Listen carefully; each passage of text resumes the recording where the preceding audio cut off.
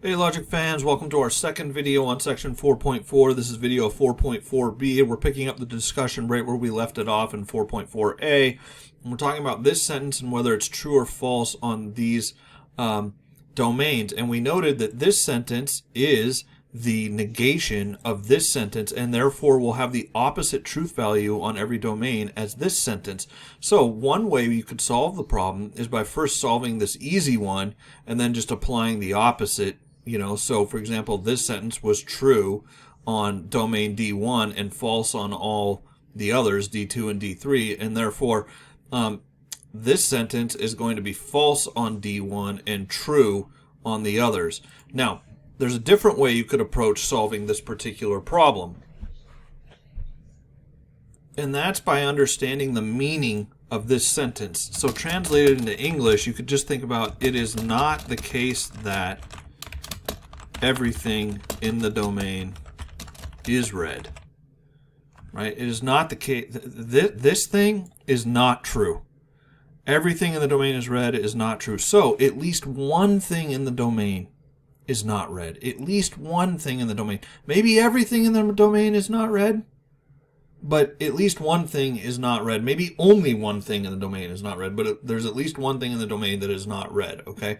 And so that's what this sentence says. And what that, of course, means, if you go through these, is that, is it the case that it's not true that everything in the domain is read? No. So it turns out to be false here, right?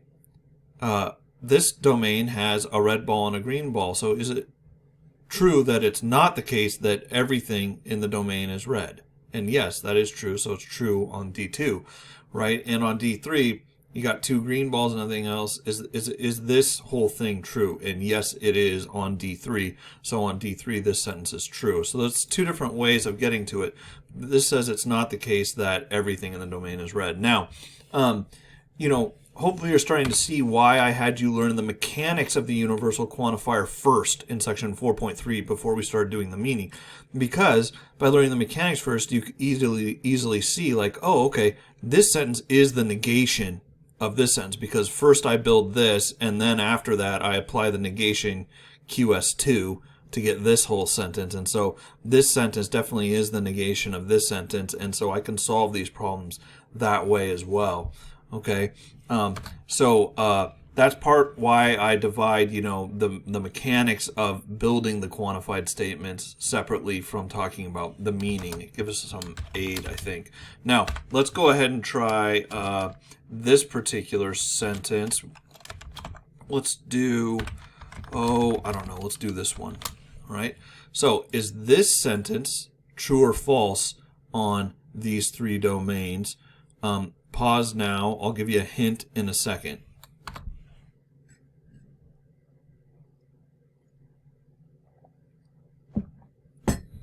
Okay, here's your hint. This sentence is the negation of this sentence. Notice you would first build this sentence, then you would apply QS2 to get this sentence. So this sentence is the negation of this sentence. So if that helps, try it that way. Okay, so, our hint here is to sort of imagine that the sentence didn't have this leading negation, so that we're just sort of looking at this sentence, and that just says everything is such that it lacks F. Well, that's not true here, right? That's not true here, so false, false, and then true, right? Everything here lacks F. But we're talking about the negation of that, so it went false, false, true, so now it's going to go true, true, false with the negation on there. So that's one way you could solve the problem. Okay. Another way to solve it is to think about the meaning of the sentence. It says, it is not the case that, that's this part here, everything in the domain. Okay. It is not the case that everything lacks F. Okay, it is not the case that everything lacks, that's the negation. It's not the case that everything is not read. Right? It's not the case that everything lacks it. So think about it this way. Right? If I reach into Santa's bag, it's not the case that whatever I pull out, it's going to not be read. In other words, at least one thing in there is read. Okay, is a way of thinking about it. So On D1 it's true, and D2 it's true, but on D3 it is false. Okay, it's not the case that everything in there lacks red. Okay, all right, so hopefully that helps. Now I want to draw particular attention to a certain kind of statement that can trip students up, and especially if you're coming at this from a foreign language, this can be really, really tricky. So let me illustrate the point. Here's two sentences, okay? Everything is not red versus not everything is red, or it's not the case that everything is red for 2, okay? Now, first question for you. Are these sentences saying the same thing? All right, so the answer is they do not say the same thing. These sentences have very different meanings, okay? And my job here is to try to illustrate to you what on earth is the difference. So this sentence 1 is symbolized this way, right? This says everything is not red. Everything, no matter what you pick out of Santa's box, it satisfies this description, not being red, okay? No matter what you pick out, all right? Now, this says it's not the case that everything is red. It's not the case that everything is red, which looks like this. And notice these sentences look different. If you were to build them from the ground up, a la 4.3, you would be building different sentences, right? And so these sentences do not mean the same thing. Now, question is what's the difference between them? So let me give you a domain of discourse here, and you tell me one of them's true on the domain and one of them's false. And only one of them's true and only one of them's false on this domain. Your task will be to figure out which one. All right, so here we go. Here's our domain of discourse. It consists of a red square and a blue triangle and nothing else. Those are the only things that exist. Now, one of these sentences is true on this domain and one of these sentences is false on this domain. Can you figure out which one is which? Pause now. Okay, well, let's go through it together. Hopefully you had a chance to pause and think this through. And, you know, I can only tell you this. You have to actually think it through for yourself. Everything is such that it's not red. Is every single thing, no matter what I pick out of this bag of goodies, is everything in there guaranteed to satisfy this description not being red? Right? No. So that is false on this domain, okay? Now, it's not the case that everything is red. It's not the case that everything in there is red. Well, that's true. At least one thing in there is not red, right? And so this is actually true. And so since this sentence is false on this domain and this sentence is true on this same domain, that should convince you very readily that these sentences do not mean the same thing, okay? And so these actually mean different things, and I hope that helps illustrate to you the difference between what they're saying. All right, let's keep rocking here and do lots of examples so that you really feel like you're trying to understand this domain of discourse business and how it interacts with the universal quantifier, okay? So here's an example. We got our 3 domains of discourse. Again, one of them's got 2 red balls and nothing else, okay? Just the 2 red balls and nothing else. A red ball and a green ball for domain 2 and nothing else. And for domain 3, 2 green balls, all right? And then we're going to let this property constant stand for the property is red, and we're going to let this property constant stand for the property is a ball. All right, so now what I want you to do very simply is one by one translate these sentences. These sentences are a little different, a little more sophisticated, adding a little bit more complexity, okay? Don't worry about the true and false yet, but just try to translate them, and we'll come back and do them together. Pause now.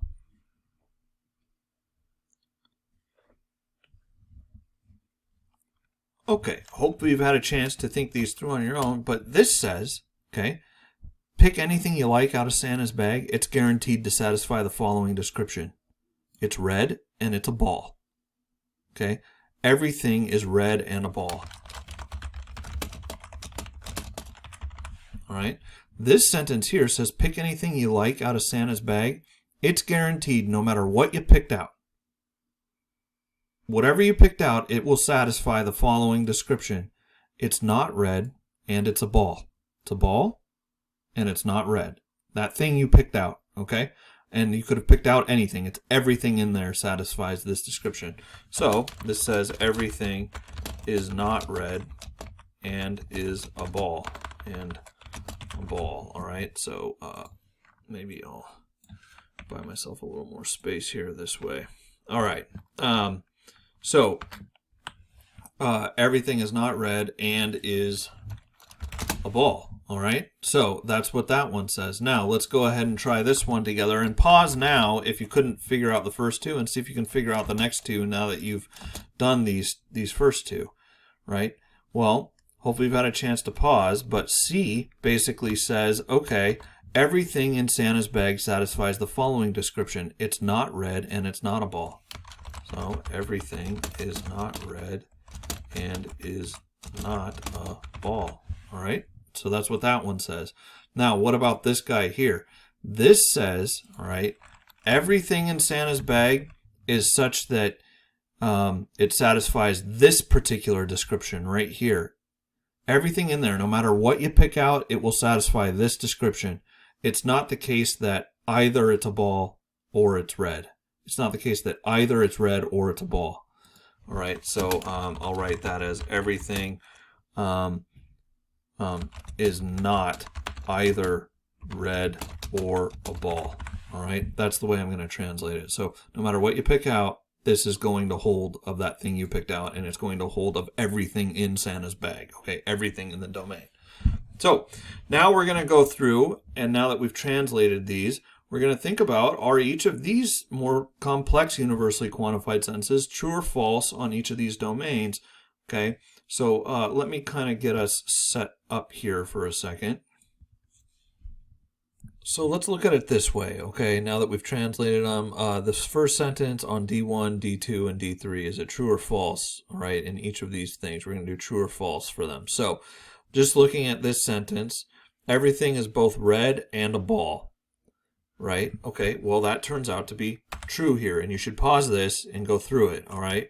Now, is it true that everything is both red and a ball on D2? No, that's false, right? Is it true that everything is both red and a ball on D3? No, that's false, okay? So that's the truth values this particular sentence takes with respect to domain D1, domain D2, and domain D3, all right? Now, does everything on domain D1 satisfy this description? It's not red and it's a ball.